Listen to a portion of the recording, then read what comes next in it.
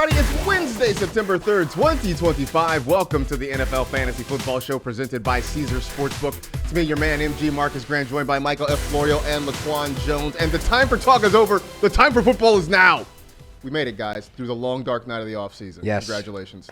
We're back. I'm excited. We have actual football substance to talk about now. Absolutely. We're going to dive into that. We're getting you ready for week one with game previews, must-starts, and some sleepers as well. We're going to start with one fantasy headline. That coming from the team that plays across the street. One of the two teams that plays across the street the other at LA SoFi team. Stadium. Najee Harris is reportedly ramping up to play Friday against the Chiefs. That game's going to be in Sao Paulo. Of course, he missed pretty much the entirety of training camp in the preseason as he was dealing with an eye injury, which is why we only have video footage of him in a Steelers uniform. I know we've sort of been looking at this all off season long. I know a lot of folks, Florio, love Omari and Hampton. How much in the short term, and I guess over the course of the season, do you think Najee Harris impacts Hampton?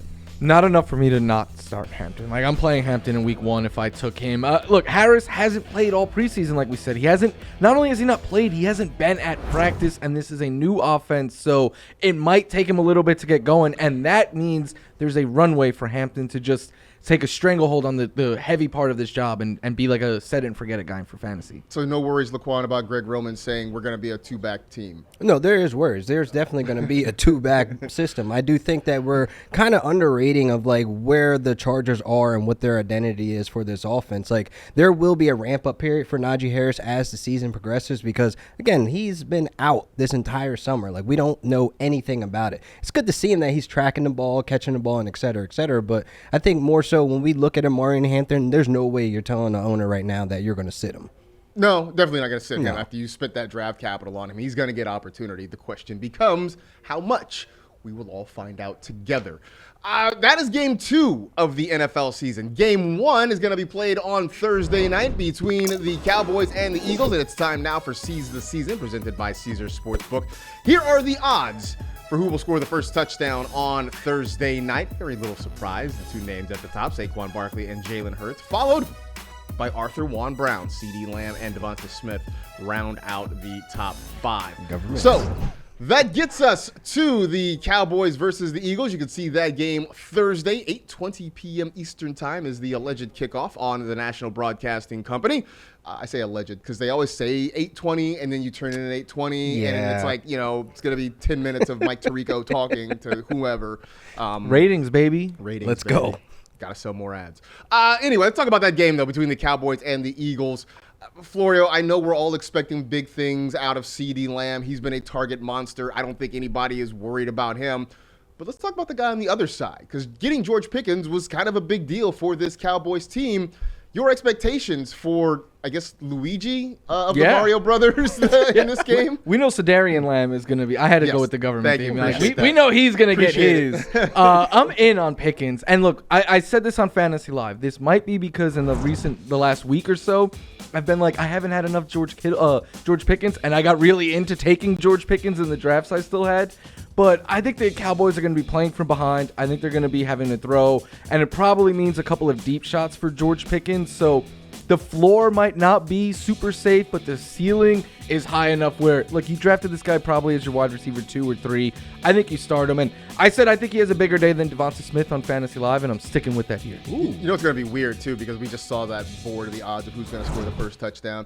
You know it's going to be like Jake Ferguson, right? Yes, let's go. There was one Cowboy on that entire list. It's going to be like Jake. It's going to be somebody that nobody is expecting. Kick return. Right, Devontae Turpin with the first touchdown of the year. No, we don't want that. On the other side, Laquan, the Eagles were a incredibly run-heavy team. Makes sense when your running back's going for 2,000 yards in a season. They threw it less than any team in the NFL.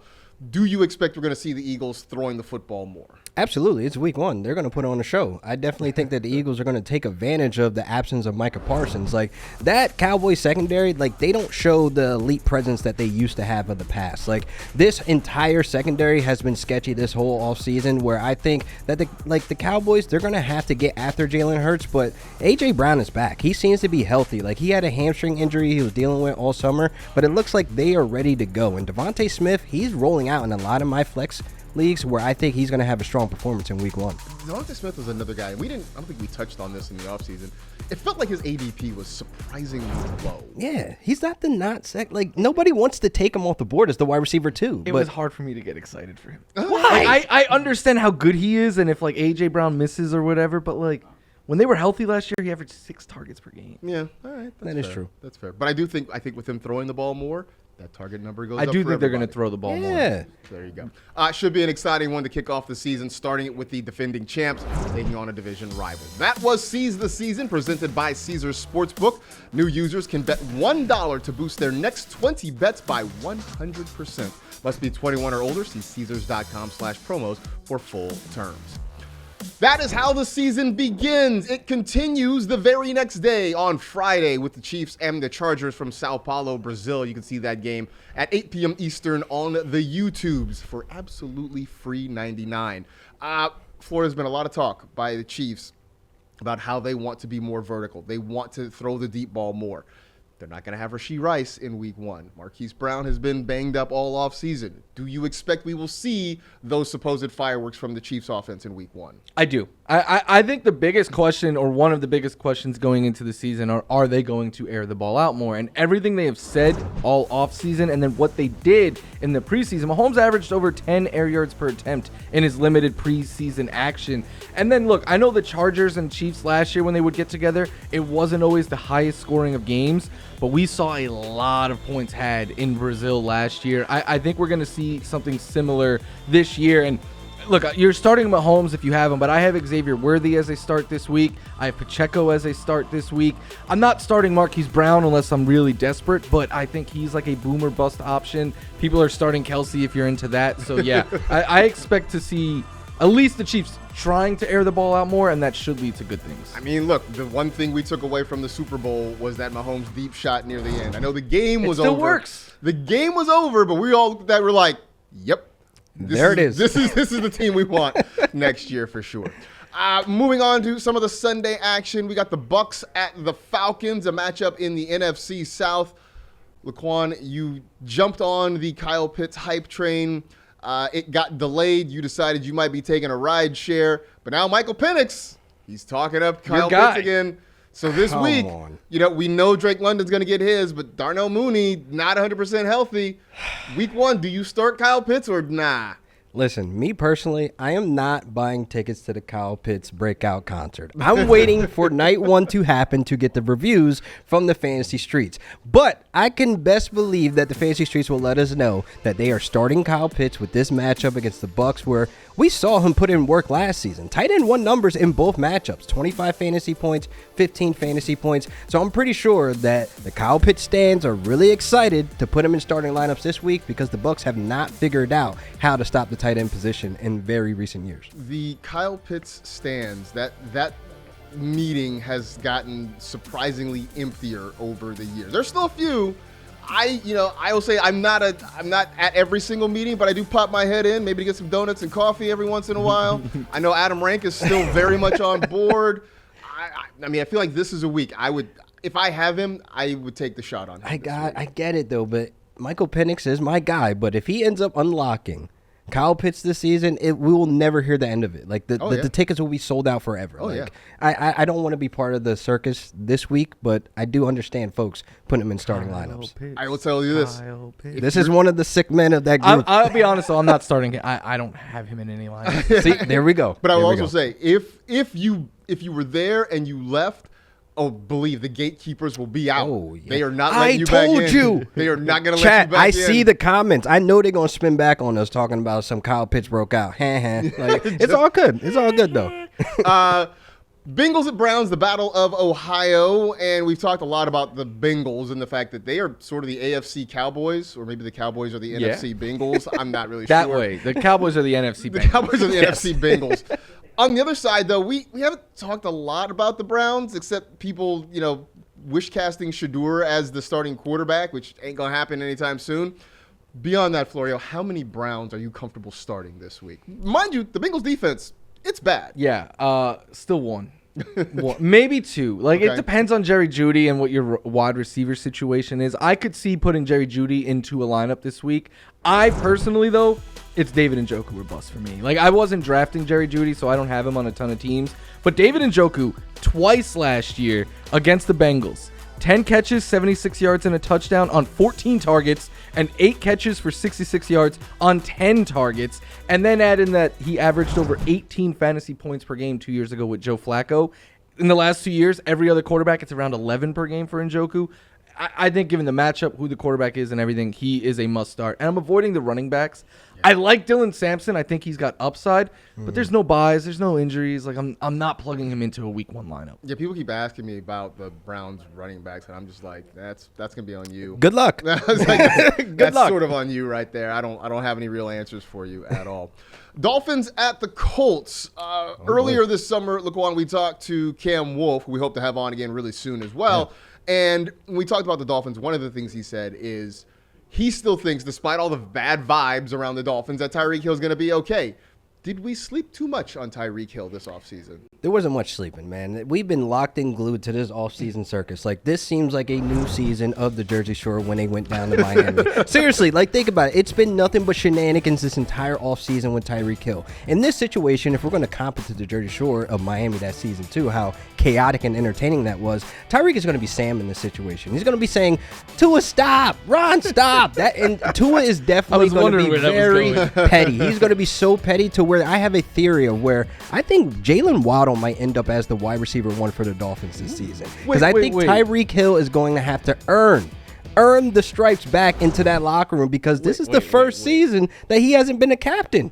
I know we're on a time limit and stuff here. You were the Tyreek guy all summer. Listen, you get new information from our guy Cam Wolfe. And then you process and apply to what we're going to be doing. I have a lot of leagues with Tyreek Hill. I'm still rolling him out. He has the matchup in week 1 against the Colts. I mean, they were god-awful. They were bottom of the table of stopping wide receivers last season. So I think he's still going to be okay, but he may not be the Tyreek that we love from the past. I was really waiting for you to say, like, Tyreek Hill is going to be GTL, go routes, touchdowns, laughing, or something. Like, that's what I was really. No, season 2 of Jersey Shore Miami. If you know, amazing. You know, it was chaotic, toxic. It was just, insane. We were all glued to it, though. All right, sounds good.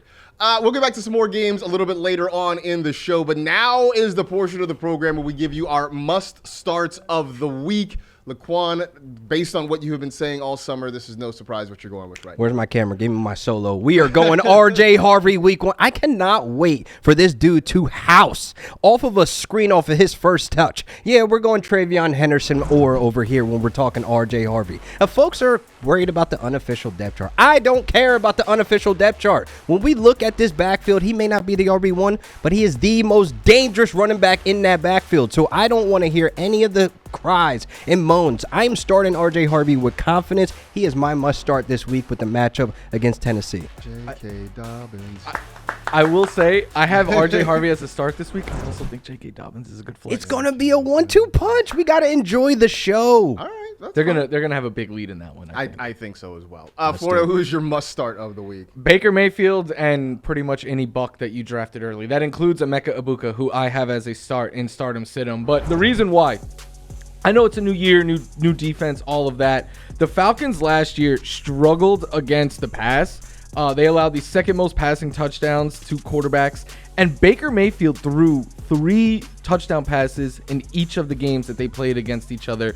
And the Bucks averaged 28 points per game in those. They were shootouts. I expect a similar thing. That's just what happens when these two teams get together. It's always a close game. It always comes down to the wire. There's usually a lot of points. And in week 1, I'm a big believer that you kind of start the team that you drafted, and if you drafted Baker and Irving and Evans and Egbuka, like, you drafted them to be starters, so start them in a great matchup. Yeah, I especially think Mike Evans gets off to a quick start just because there aren't a lot of other consistent, proven pass-catching threats around him for sure. Well, so Laquan likes R.J. Harvey. You've heard Florio talk about how he likes both of the running backs. I'm going to like the defense, kind of for similar reasons. I think that Broncos defense goes out to a quick start. Here's the thing. The Broncos defense, it's good. They were very good last year in terms of points allowed, in terms of turnovers, in terms of sacks. They really got after other teams. Now, here's the thing about the Titans offense. It's mid. Those aren't my words. Those are Cam Ward's words. Yeah. He said that himself. midway through training camp that the offense is mid. I think they'll be better than they were last year. I don't think they'll be great. I think the Broncos rather get out to a lead. I think it becomes defense running the ball in the second half. So if you drafted the Broncos defense, again to your point, if you drafted them to start. Yeah. But this is a week that I think you'll be especially pleased that you have them. We're gonna talk about Cam Ward because we talked about him on this show, but most shows weren't talking about him. Now everyone's gonna be like, look, the number one pick. It's the number one defense in the NFL. It's his first game. Like there's gonna be growing pains. There's gonna be growing pains for sure. All right, going to take a quick break. We got plenty more to talk about. We're going to give you some sleepers for the week. Plus, we're pitting two highly drafted rookie running backs against each other. Stay tuned for that on the NFL Fantasy Football Show. NFL Fantasy Football Show is presented by Caesars Sportsbook. New users can bet $1 to boost their next 20 bets by 100%. Must be 21 or older. See Caesars.com/promos for full terms.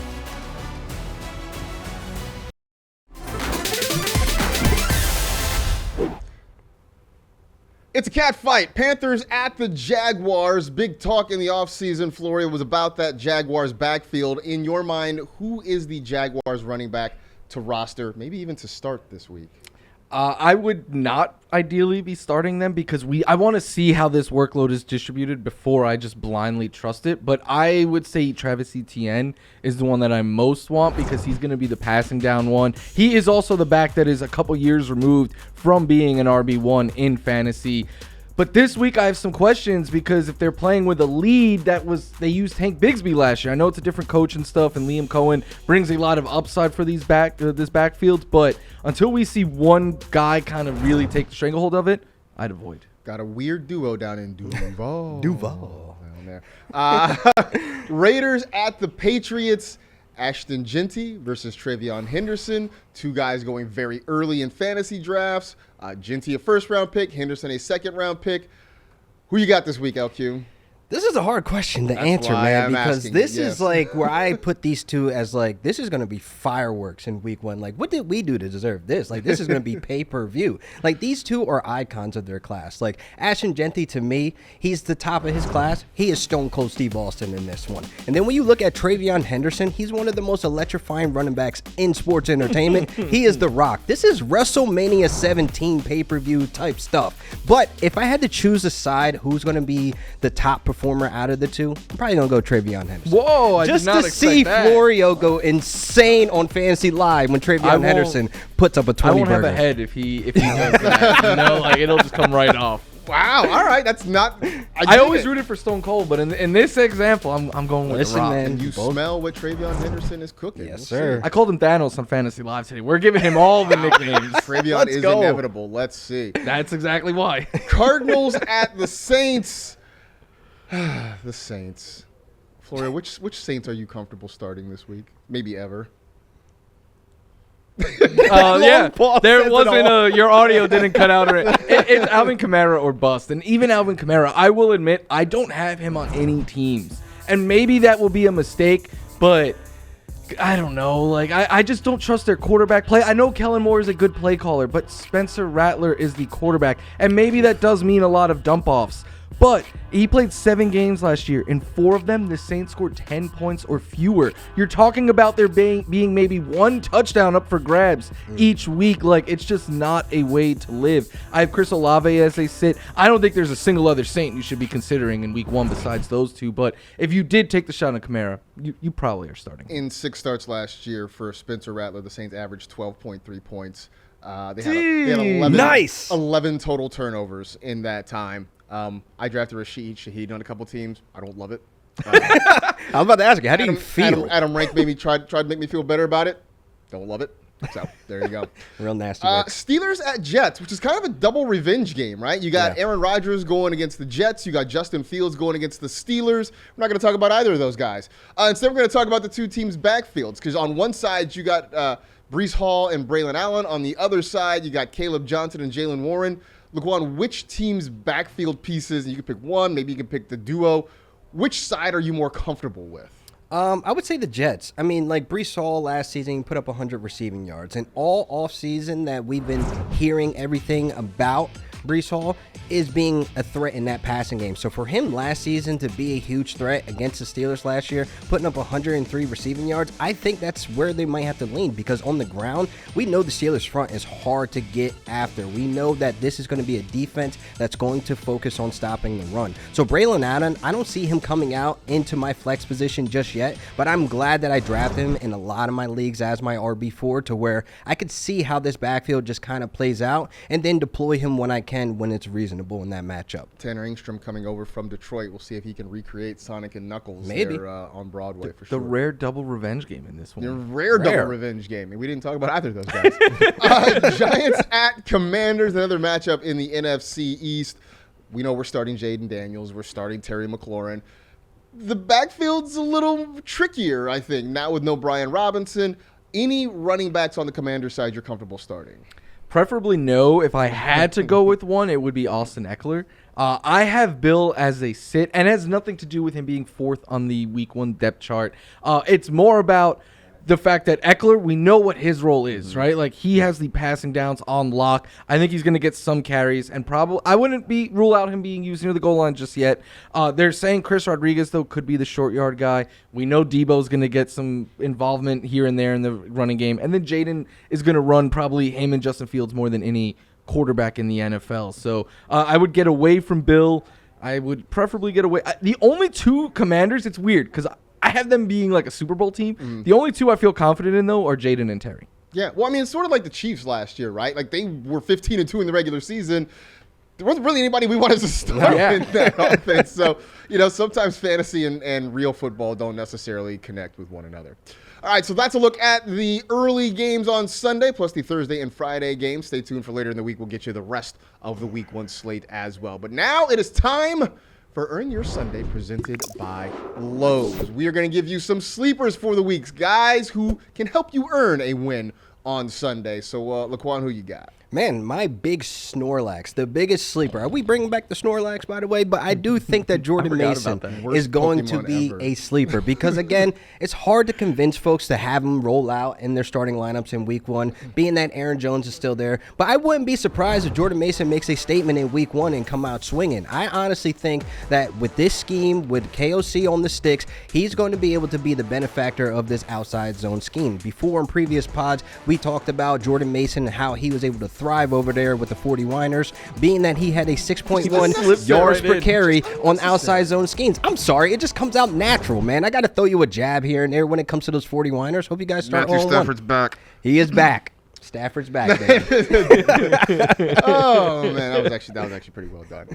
Florio, who is your sleeper for the week? If RJ Harvey is was he Jersey Shore? Is he like the Ron? Oh, no. Oh, that was Tyreek Hill. Well, if he's all right, so if RJ Harvey is like your situation, right? Then J.K. Dobbins is like your Pauly D, right? Like he's the sidekick. He's going to get plenty himself, and that's what I expect from J.K. Dobbins this week. I think for all the reasons you guys said earlier, the Broncos are going to have a lead. I think they're going to run the ball a lot in the second half. And that means we're going to see a good amount of J.K. Dobbins as well as R.J. Harvey. I think this is one of those weeks where both of the backs are in play. Like, I have Harvey higher, and I think he is a start. But I think J.K. Dobbins is the third down and passing down option, potentially the goal line guy. I think in this matchup, he sees enough where I'm flexing him in a couple of leagues, and I feel pretty good about it. One of those guys you mentioned there is TV successful. One of them is actually successful. Pauly D's actually successful. So the other one went to jail. Right, exactly. So I don't know if you want to keep that analogy going. We'll find out. My sleeper of the week is Drake May, and we spent all offseason talking about how we're excited to see what Drake May has to offer. I said last year his season was one of those you sort of had to be there because statistically it didn't necessarily wow you. But now they hopefully have upgraded the wide receiver room. We'll see what Stephon Diggs has left in the tank. We'll see if Kyle Williams can make an impact. We'll see if some of the guys that have been there before can continue to improve. Pop Douglas, Kayshon Boutte. We'll see what happens there. But the Raiders also feel like a good litmus test for this guy to get going. I don't know that you can start Drake May every single week, but this is one of those matchups where it feels like he could creep into the bottom part of the top 12 for the week. Plus, he can run. That's the other part of his game that we absolutely love. So Drake May, for me, is a sleeper in week 1. There you go. That is the start of the season. We are so glad that we are back. We'll be back with you a couple times a week here streaming live. You can see it on the NFL channel, youtube.com/NFL Fantasy Football. Be sure to check it out also in the NFL Fantasy app. But for now, that is it. We are done. We appreciate you hanging out with the NFL Fantasy Football Show presented by Caesars Sportsbook. You know the drill. Tell two friends to tell two friends. Rate, review, and remember, every new beginning comes from some other beginning's end. Be safe, take care of yourselves, enjoy the opening games, and we'll talk to you on Friday.